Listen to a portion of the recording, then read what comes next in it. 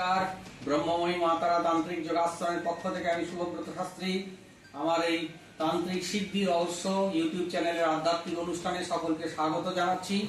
আমি পূর্বেও বলেছি, আমার এই চ্যানেলটার মাধ্যমে তন্ত্র সাধনাকে সাধারণ মানুষের কাছে পৌঁছে দেওয়া, যারা তন্ত্রবিদ্যার প্রতি আগ্রহী, তন্ত্র সাধনার প্রতি আগ্রহী, তাদেরকে পথ প্রদর্শন করাই আমার এই চ্যানেলের মূল উদ্দেশ্য বা লক্ষ্য।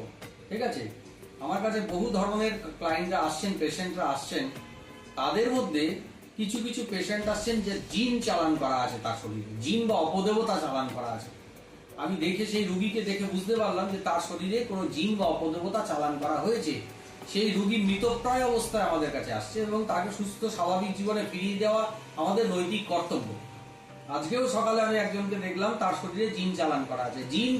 জিন হচ্ছে নরকের আগুন থেকে ঈশ্বর ভগবান বা আল্লাহ যাই বলুন না কেন, ঈশ্বর পরমেশ্বর সেই জিনকে নরকের আগুন থেকে সৃষ্টি করেছেন।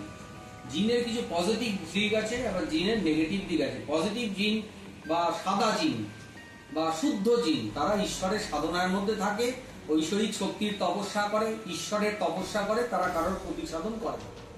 এবার নেগেটিভ জিন বা কালো জিন বা অশুভ জিন, যেগুলো নরকের আগুন থেকে যাদেরকে ঈশ্বর সৃষ্টি করেছেন, সেই নেগেটিভ জিনকে দিয়ে তান্ত্রিকরা বিভিন্ন ক্ষতি সাধন করে থাকেন। জিন সাধনার কতগুলো ফর্মুলা আছে, এগুলো ইসলাম ধর্মাবলম্বী মানুষরা তারা কবরস্থানে গিয়ে জিন সাধনা করেন, সূরা জিন পাঠ করে জিনকে জাগ্রত করেন, জিনকে বশীভূত করেন এবং সেই জিনকে যে কোনো ব্যক্তির উপর যে কোনো ক্ষতির উদ্দেশ্যে চালান করতে পারেন। আবার সনাতন ধর্মেও জিন শক্তিকে জাগ্রত করা, জিনকে বশীভূত করা, জিনকে টেনে নিয়ে আসা, জিনকে দিয়ে অন্য কারোর উপর চালান করে দেওয়া, সনাতন ধর্মেও এই পদ্ধতি আছে। সবই একই, কিন্তু তার সিস্টেমটা আলাদা। মানে রাস্তা, মূল যে লক্ষ্য এক, কিন্তু পথটা আলাদা। বোঝা গেল? এবং রামকৃষ্ণদেব বলেছেন যত মত তত পথ।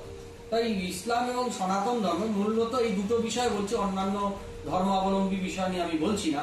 ইসলামে যেরকম জিন সাধনা আছে, আমাদের সনাতন ধর্মেও জিন সাধনা আছে।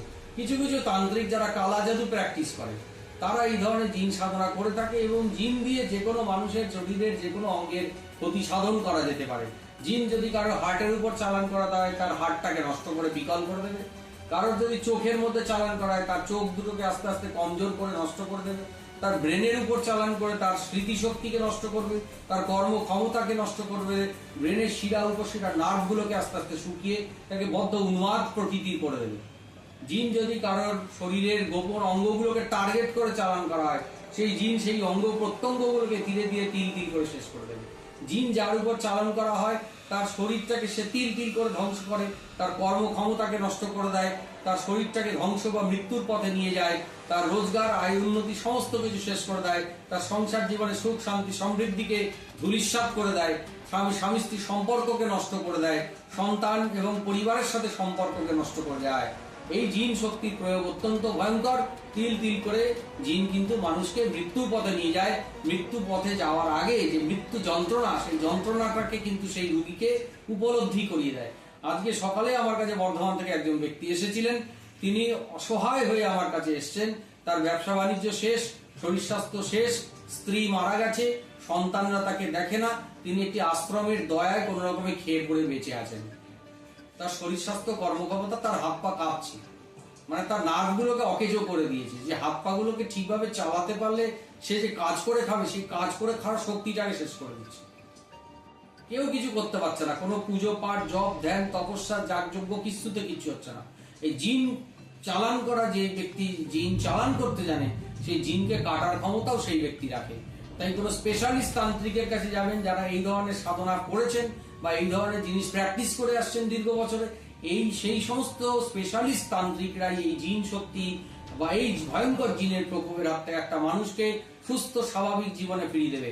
এই জিনকে কেটে দিতে পারে একজন সাধক, রাতের মধ্যেই কেটে দেবে, কিন্তু তার মানে এই নয় যে সেই রাতের মধ্যেই সেই ব্যক্তি আবার সুস্থ স্বাভাবিক হয়ে যাবে। ক্ষতিটা কাটার পরেও তার যে শরীরটা ধ্বংস হয়ে গেছে, সেই জায়গাটাকে ঠিক করে সুস্থ স্বাভাবিক জীবনে ফিরিয়ে আনতেও কিছুদিন সময় লাগবে। ধৈর্য ধরে আপনারা চিকিৎসা করাবেন। যে তান্ত্রিকের কাছেই যাবেন, তাকে একটু সময় দেবেন, কারণ রোগটা কাটলেও রোগীর যে সর্বনাশ হয়েছে, সেই জায়গাটাকে আস্তে আস্তে স্বাভাবিক জায়গায় ফিরিয়ে আনতে, সুস্থ জায়গায় নিয়ে যেতে কম করে 3 মাস থেকে 6 মাস সময় লাগবে। অনেকের নার্ভাস সিস্টেম শেষ করে দেয়, পঙ্গু বিকলাঙ্গ করে দেয়, চলাফেরা শক্তি নষ্ট করে দেয়। সেই ক্ষেত্রে সেই রুগীকে সুস্থ স্বাভাবিক জীবনে ফিরিয়ে আনতে কিন্তু অনেক দিন লেগে যেতে পারে। কম করে 6টা মাস সময় তো লাগবেই। যত শক্তিশালী প্রয়োগ করা হোক, মানুষের নেওয়ারও তো একটা ক্যাপাসিটি আছে। একটা মানুষকে যদি কড়া প্রয়োগ করে করা হয়, সে কিন্তু সেটাকে সহ্য করতে পারবে না। সেই রুগীকে সুস্থ করতে হয় ধীরে ধীরে, স্টেপ বাই স্টেপ, ধাপে ধাপে সেই জিন আক্রান্ত রুগীকে সুস্থ স্বাভাবিক ফেরাতে হয়, স্বাভাবিক জীবনে ফিরিয়ে আনা যায়। সেটার জন্য একটা নির্দিষ্ট সময় ধৈর্য ধরে তান্ত্রিকের কাছে চিকিৎসা করাবেন, অবশ্যই ফল লাভ হবে। ঠিক আছে, এই এপিসোডটা এই পর্যন্তই। এবার এর পরে আরো বিভিন্ন বিষয় নিয়ে আলোচনা আসবো। বিভিন্ন তান্ত্রিক বিদ্যার নেগেটিভ সাইড এবং পজিটিভ সাইড, দুটো দিক নিয়ে আলোচনা করব। কারণ মানুষকে সবকিছু জেনে রাখা দরকার। তন্ত্র সাধনা প্রত্যেকটা সাবজেক্টের কিছু পজিটিভ দিক আছে, কিছুটা নেগেটিভ দিক আছে। দুটো দিককে জেনে রাখতে হবে। না জানলে কিন্তু পরবর্তীকালে যখন ধাপে ধাপে এই সমস্ত সমস্যার সম্মুখীন হবেন মানুষ, সেখান থেকে বেরিয়ে আসার রাস্তাটাকে তৈরি করে নিতে হবে। যুদ্ধে নামলে ঢালটাকে আগে রেডি রাখতে হবে, নিজেকে সেফগার্ড করাটাকে জানতে হবে, এবং যে সমস্ত রুগীরা সাধকদের কাছে বা তান্ত্রিকদের কাছে আসছে, সেই সমস্ত রুগীকে কি করে রক্ষা করা যায় সেটাকেও ভালোভাবে রপ্ত করতে হবে। এটাই তান্ত্রিকদের মূল লক্ষ্য বা কর্তব্য হওয়া উচিত বলে আমি মনে করি। ঠিক আছে, আজকের এপিসোডটা এই পর্যন্তই থাক। পরবর্তী এপিসোডে আমি আসল বিষয় নিয়ে আসছি, কালা জাদু নিয়েও বলবো। কালা জাদুর বিভিন্ন স্তর আছে, দিক আছে, বিষয় আছে, সেগুলো নিয়েও বলবো। ঠিক আছে, সকলে ভালো থাকুন, সুস্থ থাকুন। মহামায়া আপনাদের সকলের জীবনে সুখ, শান্তি, সমৃদ্ধি নিয়ে আসুক। নতুন সরকার আসতে চলেছে, সেই নতুন সরকারকে আমি অভিনন্দন জানাই। বাংলায় সুখ, শান্তি, সমৃদ্ধি ফিরিয়ে আনার ক্ষেত্রে নতুন সরকারের যেন একটা সুন্দর অবদান থাকে, সেটাই ঈশ্বরের কাছে প্রার্থনা করি। জয় মা তারা, জয় জয় তারা। নমস্কার।